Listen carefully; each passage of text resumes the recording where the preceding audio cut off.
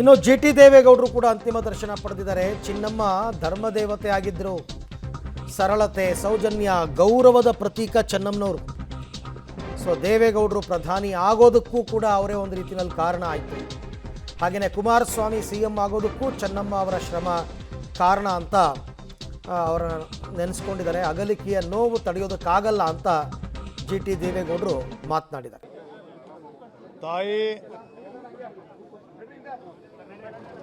ಪೂಜ್ಯ ಚೆನ್ನಮ್ಮನವರ ನಿಧನದಿಂದ ನಾವೆಲ್ಲರೂ ಕೂಡ ದುಃಖಿತರಾಗಿದ್ದೇವೆ. ತಾಯಿ ಚೆನ್ನಮ್ಮ ಧರ್ಮದೇವತೆ.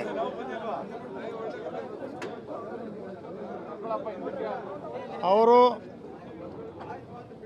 ಅವರ ಸರಳತೆ, ಅವರ ಸೌಜನ್ಯ, ಅವ್ರು ಪಡೆದಿರ್ತಕ್ಕಂಥ ಗೌರವ ಒಂದು ಆದರ್ಶ. ಚಿಕ್ಕ ವಯಸ್ಸಿನಲ್ಲೇ ಇಡೀ ಕುಟುಂಬದ, ದೊಡ್ಡ ಕುಟುಂಬದ ಜವಾಬ್ದಾರಿಯನ್ನು ಹೊತ್ತು ಯಶಸ್ವಿಯಾಗಿ ನಿರ್ವಹಿಸಿ ಸನ್ಮಾನ್ಯ HD ದೇವೇಗೌಡರಿಗೆ ಬೆಂಬಲವಾಗಿ ನಿಂತು ಅವರು ಮುಖ್ಯಮಂತ್ರಿ ಆಗಲು, ಪ್ರಧಾನಮಂತ್ರಿ ಆಗಲು ಅವರ ಅಪಾರವಾದ ಕೊಡುಗೆ. ಅದು ಕುಮಾರಸ್ವಾಮಿ ಅವರು ಮುಖ್ಯಮಂತ್ರಿ ಆಗಲು, ರೇವಣ್ಣವ್ರ ಮಂತ್ರಿ ಆಗಲು, ಬಾಲಕೃಷ್ಣಗೌಡರು, ರಮೇಶ್ ಅವರ ಎಲ್ಲ ಕುಟುಂಬ, ಅನಸೂಯ ಅವರು, ಶೈಲಜಾ ಅವರು, ಇಡೀ ದೊಡ್ಡ ಕುಟುಂಬವನ್ನು ದೇವೇಗೌಡರಿಗೆ ಜವಾಬ್ದಾರಿನ ಕೊಡದೆ ಎಲ್ಲ ಜವಾಬ್ದಾರಿಯನ್ನು ಹೊತ್ತು ಯಶಸ್ವಿಯಾಗಿ ನಿರ್ವಹಿಸಿದ್ದಾರೆ. ಅವರಿಗೆ ನಾನು ಪ್ರಧಾನಮಂತ್ರಿ ಪತ್ನಿ, ಮುಖ್ಯಮಂತ್ರಿ ಪತ್ನಿ ಅಂತಕ್ಕಂಥ ಒಂದೇ ಒಂದು ಮನಸ್ಸಲ್ಲೂ ಕೂಡ ಸಣ್ಣ ಅಹಂಭಾವ ಅವ್ರಿಗಿರಲಿಲ್ಲ. ಆ ರೀತಿಯ ಅಪಾರವಾದಂಥ ಕೊಡುಗೆಯನ್ನು ಇಡೀ ದೇಶದ ಪ್ರಧಾನಿಯಾಗಿದ್ದಾಗ ನಾವೆಲ್ಲರೂ ಕೂಡ ಪ್ರಧಾನಮಂತ್ರಿಯವರ ಮನೆಗೆ ಹೋಗಿ ನಮ್ಮನ್ನು ಊಟ ಮಾಡದೆ ಕಳಿಸ್ತಾ ಇರಲಿಲ್ಲ.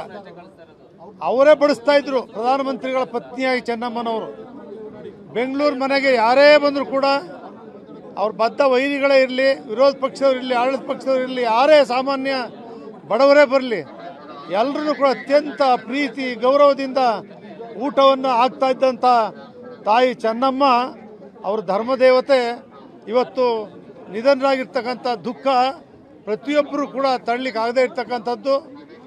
ಆ ತಾಯಿ ದೈವ ಭಕ್ತೆ. ಪ್ರತಿದಿನವೂ ಕೂಡ ಊಟವನ್ನು ಮಾಡದೆ, ತಿಂಡಿಯನ್ನು ಮಾಡದೆ ದೇವರ ಪೂಜೆಯಲ್ಲೇ ತೊಡಗಿರ್ತಿದ್ರು. ಆ ತಾಯಿಯ ಆಶೀರ್ವಾದದಿಂದ ಅವರಿಗೆ ಮುತ್ತೈದೆ ಭಾಗ್ಯದಿಂದ ದೇವರ ಸನ್ನಿಧಿಯನ್ನು ಸೇರಿದ್ದಾರೆ. ಅವರ ಆತ್ಮಕ್ಕೆ, ಅವರ ಸನ್ನಿಧಿಯಲ್ಲಿ ದೇವರವ್ರಿಗೆ ಆಶೀರ್ವಾದ ಮಾಡಲಿ, ಅವರ ಆತ್ಮಕ್ಕೆ ಚಿರ ಶಾಂತಿಯನ್ನು ಕೊಡಲಿ.